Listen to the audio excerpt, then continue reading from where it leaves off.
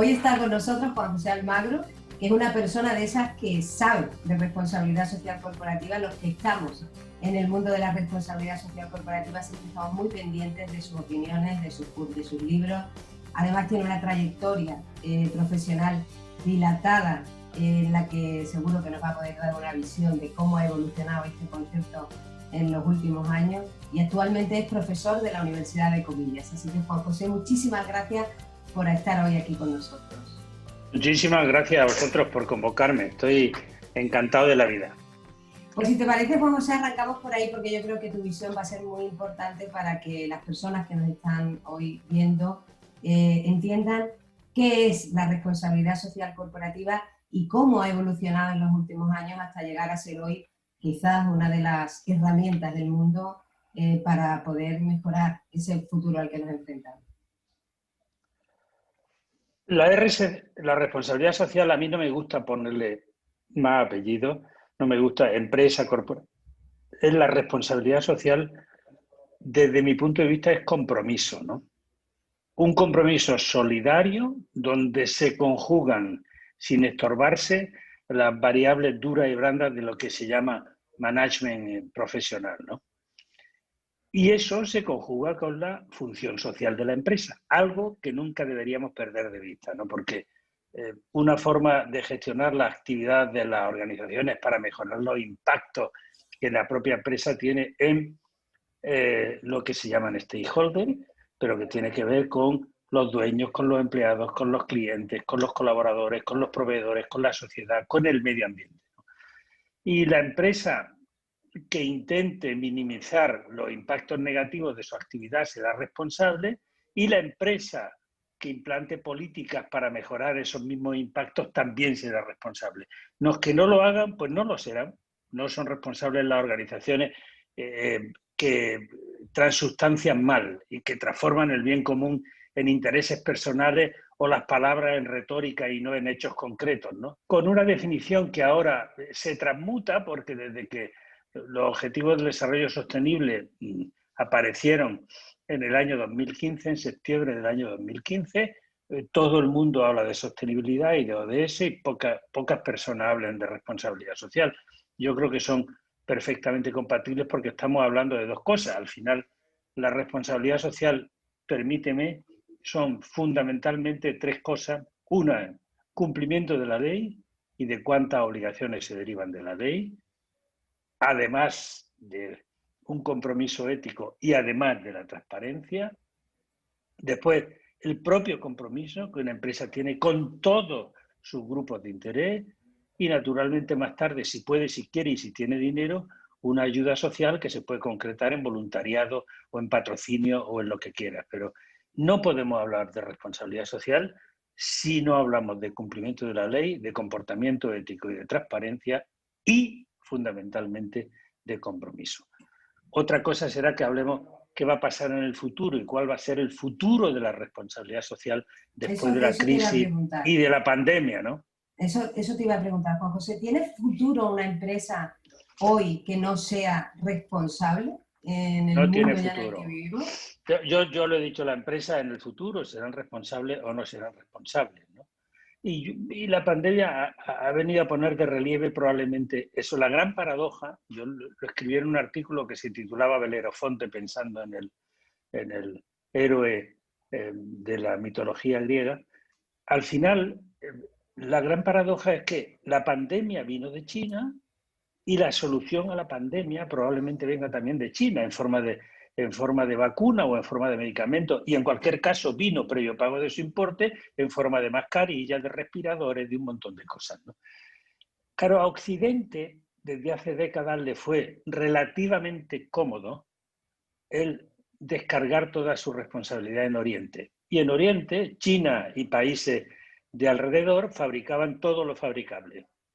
Y nosotros descargábamos nuestra responsabilidad porque en el fondo era barato y nos venía bien, ¿no? Y nos permitía hablar, por ejemplo, como cuando el Rana Plaza se hundió y mató a miles de personas, de derechos humanos, derechos laborales, falta de democracia, etcétera, etcétera. Y con eso nos lavábamos seguramente la conciencia. No, yo creo que Hoy la responsabilidad social, y la gente lo ha aprendido, supone exigir a las empresas que sean capaces de cumplir esa función social a la que están de una u otra forma obligadas. Esto llevado a la pequeña y mediana empresa, que es nuestro público objetivo, ¿cómo se hace, Juan José? ¿Cómo le dices tú a una pequeña y mediana empresa que la responsabilidad social no es solo de las grandes corporaciones ni de las grandes marcas? Porque a lo mejor probablemente la mediana empresa, sin saberlo, están haciendo políticas de responsabilidad social y no lo saben. A mí me gusta poner como ejemplo una tienda de ultramarinos en la que el dueño tiene un empleado o dos empleados y que compra a sus proveedores, paga a sus proveedores, paga a sus empleados, les retiene el porcentaje de IRPF, les paga puntualmente y pone un precio adecuado, sin tratar de lucrarse excesivamente y sin engañar. Bueno, está cumpliendo la ley porque paga sus impuestos, está siendo transparente y además de estar siendo transparente, tiene un comportamiento ético. Y el comportamiento ético, al final, y en estos tiempos, no es más que la búsqueda de principios y de valores que sean de aplicación aquí y ahora. Aquello que nuestras madres y nuestras abuelas nos decían, eso puede hacerse, eso no puede hacerse. Lo que Orwell llamó la common decency, la decencia común, la infraestructura moral básica que hace que de una u otra forma podamos progresar y seamos personas cabales, ¿no? Bueno, eso en una tienda de ultramarinos es así, y si además resulta que de vez en cuando la señora María va y le dice, Juan, que no tenemos trabajo, pero que nos vamos a tenerlo dentro de 2 semanas, ¿me puedes dar 2 kilos de esto, 4 kilos de lo otro, o 5 de lo otro, y ya te lo pagaré? Pues se lo deja y ya se lo pagarán o no se lo pagarán. Y si alguien viene del barrio y le dice, señor Juan, que si me puede financiar los pasquines estos que vamos a hacer para las fiestas del barrio, y Juan se los da, pues también está haciendo responsabilidad social. Es decir, la empresa tiene una función social que creo nunca podemos olvidar, jamás, nunca podemos olvidar. O sea que de alguna forma lo que deberíamos recomendar a estas pequeñas y medianas empresas sería que tomen conciencia de lo mucho que hacen ya en esa función social que es parte de su identidad como empresa y que lo Claro, es aprovechen, que lo comuniquen. que lo comuniquen, que lo aprovechen, que sean capaces de presentárselo a la sociedad, porque desafortunadamente el término empresa lo ha fagotizado la gran empresa, la multinacional, cuando resulta que en el mundo 95-96% de las empresas son pequeñas y medianas empresas, que a su vez hacen la mayoría del empleo en el mundo, sea cual fuere el país, ¿no? Entonces, la responsabilidad social en el fondo no es más que una forma de gestionar la empresa, ¿no? Y en consecuencia cambia en función de los actores, cambia en función de las circunstancias, cambia en función del tiempo en el que estamos viviendo, ¿no? La gente cabal normalmente es responsable, sea cual fuere a lo que se dedica. La gente que no es cabal, pues no es responsable, por mucho que hagan memoria en las que dicen que sí son responsables, ¿no? Esa es otra, ¿no? ¿Cuál sería para ti, desde que tú empezaste bueno, pues con tus responsabilidades profesionales en ese momento en Mapfre, ¿no? ¿Cuál sería para ti la diferencia entre aquella responsabilidad social de hace 20, 25 años a la de hoy? Probablemente que se ha extendido a más ámbitos. En principio, la responsabilidad social no dejaba de ser, muy al principio, hace 20 años, como una especie de marketing, ¿no? Al final, se trataba de vender que se hacía responsabilidad social como un instrumento más de marketing. Decía, mire, que es que yo no solo vendo esto o presto tal servicio, sino que es que además soy responsable socialmente. ¿Y usted me explica qué es responsable socialmente? Bueno, sabes tú que al final la Comisión Europea definió la responsabilidad social como la responsabilidad de las empresas por sus impactos en la sociedad, es decir, por su impacto en la sociedad en todo.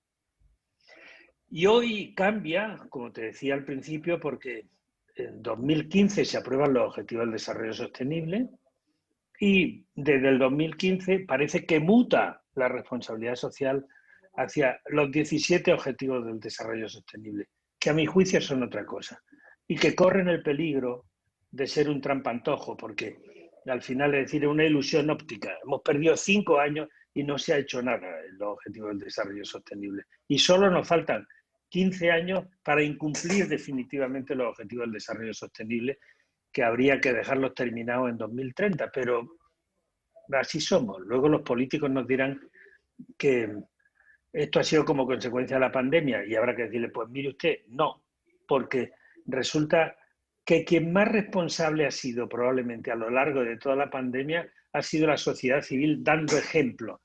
Y aquellos, los llamados otros, yo los he llamado los otros, que eran los que no se veían, los que menos ingresos generan, pero los que nos han permitido vivir, confinados o no, a lo largo de los meses más duros de la crisis, ¿no?